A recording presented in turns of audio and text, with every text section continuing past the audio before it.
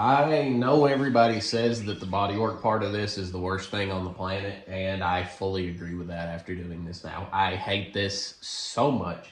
And, I don't even have that much bodywork to do. It's just two doors and the tub and the topper, and that's it. I mean, the front fenders are new. The grill I had to do, I forgot about that. And the tailgate's new. So, it's not that much bodywork, but it sucks. I'm getting really sick of doing body work. But we took the lift gate completely apart yesterday, and for some reason, the bottom of it on the inside, they stuffed it completely full of sponges from the factory. And I know it's never been apart, so why there was sponges stuffed all in it, I don't know. But all it did was held moisture and caused a lot of rust inside of it. And unfortunately, it rusted my rods in half. Here's the factory rods. And you can see I could literally break this with my hand if I wanted to. This one we could have salvaged. It's fine for the most part. It's a little thin up top, but I guess I'm just gonna order these new, unfortunately, because these right here are pretty toast. Yeah, guess I'm gonna get back to sanding my life away on this driver's side door and trying to get it as straight as I possibly can. I'm having a good time. I've done a immense amount of work to this rocker and this fender over here, because like I said, this original tub had driver's side damage on this side. There was a huge dent right here that caved the whole rocker in, made it all kinds of messed up. There was a dent back there. There was a dent on the quarter panel back there towards the tail light housing. There was dents in the tail light housing. This passenger side was driver's side was all kinds of messed up. They've had a wreck at some point and just messed it up completely. I added a 1/4 inch to this rocker too to get it to the same length as the other one over there. There's a lot of Bondo in this, I'm not gonna lie. The magnet will still stick to it in certain spots, but in certain spots it will not, because there's a lot of Bondo in here. But I did do the best that I could, and I think it looks really good compared to what it looked like before, because before it was a mess. So I'm happy with this. I got a really good gap right here to the fender. I did Bondo up my fender on the back side here too, because I cut this flange off and re-welded it on, and my welds looked like shit because they, that thin metal, it's hard to work with, and there was paint on it too, so it didn't look good. I just Bondoed a thin layer over the whole inside lip of the fender, that way that it could smooth it up some. But the gap's good, it fits good, it lines up pretty good down here, good enough for me anyway. I got my little brackets mounted on the kick panel the other morning to mount the fenders on the inside of the kick panel.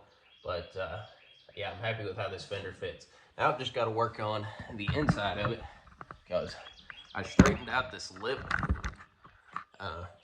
sort of anyway. I bent it out and it looks like utter shit. So I'm going to pull the fender back off and lay a steel block under all this and just pack it down like perfectly flat so that it doesn't look so bad. But yeah, this driver's side's been a nightmare, so a lot of this stuff is gonna look Yeah, just pulled every dash knob out. Here's the lights, here's the hazards, here's the no, this one was the hazards, this one was the, I don't remember. Anyway, here's all the dash knobs. Got everything out of the dash now, except I got to take the ignition switch out, and the problem is I don't have the key. The dude that originally owned this never could find me the key. Well, I got that all stripped out. The only issue, I drilled too deep into my ignition and messed it up. So, gonna have to have a new ignition switch, which is fine. I mean, you kind of need a new one after this thing is set for 30 years and, all that good stuff. But got it all stripped out except for the glove box. I've still got to get these rusty screws out. I'm waiting on some penetrant to soak down in there and hopefully make it a little easier. And I got my horrible driver's side door over here that I've been fighting for since the beginning. This door, we replaced the bottom right here and used flat metal, and the door has a curvature to it, so I'm trying to make that curvature, and it's closer than it was. I'm getting it pretty close. As long as it's close enough that the girl doing my body work can fix it, that's all that we really need. But I've been thinking about filling in these holes for the rear view mirrors. I don't know if I'm going to put rear view mirrors on this thing or not. My dad said I should, but like the whole entire top of the Bronco is literally windows. Big ass window, big window on the side of the hardtop, big window in the back. big window on the side here. There's nothing but windows here pretty much. So like you can see out every side. You don't need rear view mirrors. And in my experience of driving these old trucks, your rear view mirrors that are that small don't help a lot anyway. Took out all these little clips that hold the chrome trim in. Those little clips right there. They're pop riveted in. And they're actually quite a pain in the ass to get out. I had to grind the back side of the pop rivet down to flat with the grill till these would come out. But unfortunately, mine were all stripped out. Might have to buy all them new. And that kit for just that stupid little piece of chrome trim around the grill is like, I don't know, 70 bucks, 50, 60 bucks, 70 bucks, something like that. It's so much adding up with little stuff. I still need a water pump, the chrome trim clips for the body, the chrome trim clips for the grill. Off the top of my head, that's what I can think of anyway. And everything all together that I still need is almost $1,000 bucks. Plus we need paint and whatever else we run into in the process. Oh yeah, I need those rods for the lift gate too that I talked about earlier. So if anybody would like to donate to the cause, you know, the beautiful people over at Tom's Off-Road sent me over $1,000 worth of parts, so that helped. They sent me these front fenders and the front tie rod assembly, the adjustable drag link, all that stuff. They sent me every bit of that for free, so huge shout out to them as always. But yeah, I need a lot more parts to finish this thing out. But hopefully by the time we get all that, I should have everything to get this back together. I think the water pump's burned up in this thing, or not the water pump. I changed the water pump already. The power steering pump is what I need, because I think it's burned up in this one. There's no fluid in it, and somebody cut the lines on the back of it. So they just basically went out of their way to cut all that shit to go back to like manual steering. So pretty sure it's shot. Gonna get a new one of those, probably a Borgenson one from, you know, on Tom's Off-Road or whatever for 250 for 300 bucks, whatever they are. But at least it'll be a good pump. All I've learned in the process of doing this is you have to be an absolute psychopath to enjoy this kind of work. Been smoothing out the bottom of the dash. Got it pretty dang close to smooth. The place right here where the bolt was into the dash, I had to grind that out, cut it out with a cutting wheel because it was stripped, and I got my cutting wheel down into the dash and like made some big gouges in it, smoothed all that up. I smoothed the majority of this rocker up at the bottom because, funny enough, this one was dented down in almost the exact same place as the other one. Let me turn my little light on here. So right there, there's a big dent down under there, and you can see where this part of it is dented too. That's where the dent was.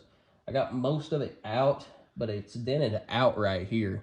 So I don't know if I should try to pick that flat or if I should just try to bring it up level with that. That's a little out of my pay grade because I've never done a dent out. These have all been dent ins so far, and it's a lot easier to fill a dent in than to try to bang a dent out. So I don't really know what I'm gonna do on that one yet.